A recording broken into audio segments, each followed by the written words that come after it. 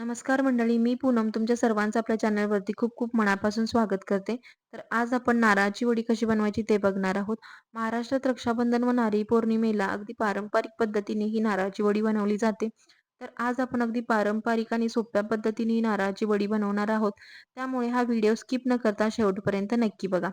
चला तर मग इथं वेळ न वाया घालवता आपल्या रेसिपीला सुरुवात करूया.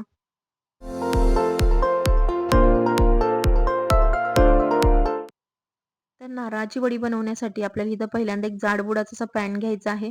छान जाडबुडाचा पॅन घेतल्यामुळे आपलं जे आपण नारळाचा खीस भाजून घेणार आहे, तो छान भाजला जातो, खाली करपला जात नाही. त्यामुळे इथे आपल्याला जाडबुडाची कढई किंवा जाडबुडाचा पॅन वापरायचा आहे. पॅनमध्ये पहिल्यांदा आपल्याला 2 चमचे तूप टाकून घ्यायचंय. तूप छान गरम झाल्यानंतर ह्याच्यामध्ये आपल्याला ओल्या नारळाचा खीस टाकून घ्यायचा आहे. 2 मीडियम साईजचे नारळ आहेत त्याच्या असा ओल्या नारळाचा खीस काढून घेतलेला आहे.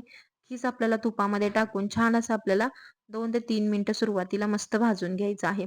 जितका छान आपण ह्या ओल्या नारळाचा खीस भाजून घेऊ तितके छान आपली ही बर्फी राहते. म्हणजे बर्फीला वास येत नाही किंवा बुरशी लागत नाही. त्याच्यामुळे आपल्याला नारळाचा खीस भाजून घेताना कोणतीही घाई करायची नाही. अगदी मीडियम फ्लेमवरती मस्त असा आपल्याला हा ओल्या नारळाचा खीस आहे तो भाजून घ्यायचा आहे. छान असा भाजल्यामुळे काय होतं बर्फी सुद्धा आपली खमंग आणि जास्त दिवस टिकते. तर इथं बघू शकताय तुम्ही सुरुवातीचे एक 3 ते 4 मिनिटं मस्त असा ओला नारळाचा खीस भाजून घेतला. अगदी छान असा ड्राय झालेला आहे. त्यातलं जे मॉइश्चर आहे ते पूर्णपणे गेलेलं आहे. मस्त असा हा ड्राय झालेला आहे. आता आपल्याला ह्या स्टेजला काय करायचं आहे ह्याच्यामध्ये 1 कप दूध ॲड करायचं आहे. दूध टाकल्यानंतर छान असा हा ओला नारळाचा खीस आहे त्याच्यामध्ये मिक्स करून घ्यायचा आहे आणि परत आपल्याला हे व्यवस्थित छान असं शिजवून घ्यायचं आहे. आता आपल्याला ह्याच्यामध्ये जे दूध टाकलेलं आहे ते दूध आटेपर्यंत व्यवस्थित छान छान असं परत एक 3 ते 4 मिनिटं मस्त असं मिक्स करत राहायचं आहे. कंटिन्यू आपल्याला हे मिक्स करत राहायचं आहे. थोडं जरी दुर्लक्ष झालं तर काय होतं खाली खोबऱ्याचा खीस लागला जातो किंवा करपला जातो. तर अशा पद्धतीने 3 ते 4 मिनिटं परत हे मस्त असं मिक्स करून घेतलं. पूर्णपणे जे दूध टाकलेलं होतं ते दूध मस्त असं ह्याच्यामध्ये मिक्स झालेलं आहे.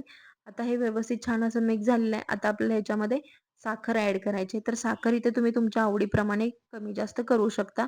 इथे मी 2 मीडियम साईजचे नारळ घेतले होते. त्याच्यासाठी इथे मी 1 मोठा कप साखर घेतलेला आहे.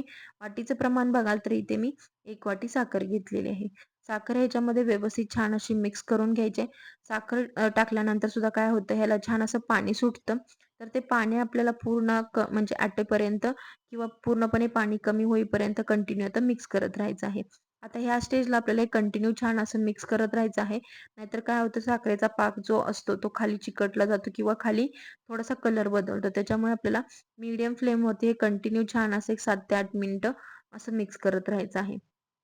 तर एक 7 ते 8 मिनिटानंतर बघू शकताय पूर्णपणे साखरेचा जो पाक आहे तो आटलेला आहे आणि आपलं जे मिश्रण आहे ते अगदी मस्त ड्राय झालेलं आहे. हे व्यवस्थित छान आता ड्राय झालेलं आहे. आता ह्या स्टेजला आपल्याला ह्याच्यामध्ये थोडीशी मिल्क पावडर ॲड करायची आहे.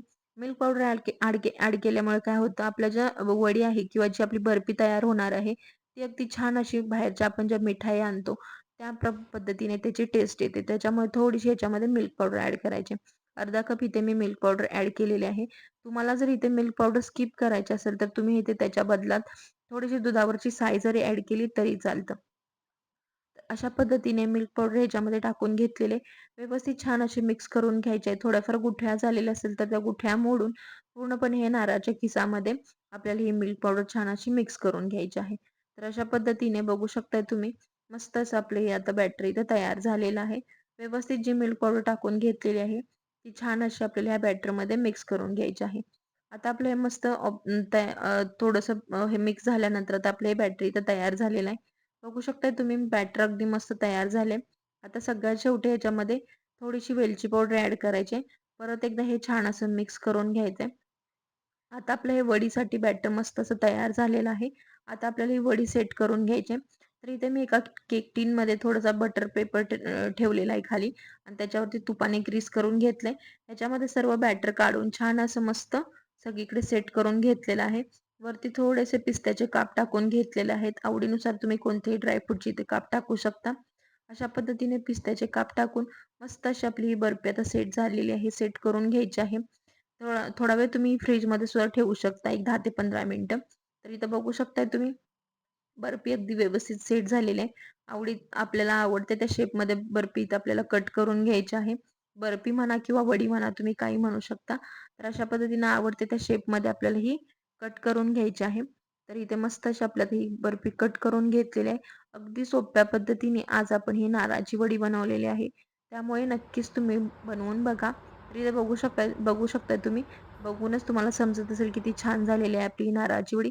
नक्की एकदा अशा पद्धतीने ट्राय करा आणि रेसिपी जर आवडली तर नक्की चॅनेलला सबस्क्राईब करायला विसरू नका. धन्यवाद. पूनम रेसिपीला सबस्क्राईब करा, शेअर करा. नवीन रेसिपी पाहण्यासाठी बेल आयकॉनवर क्लिक करा.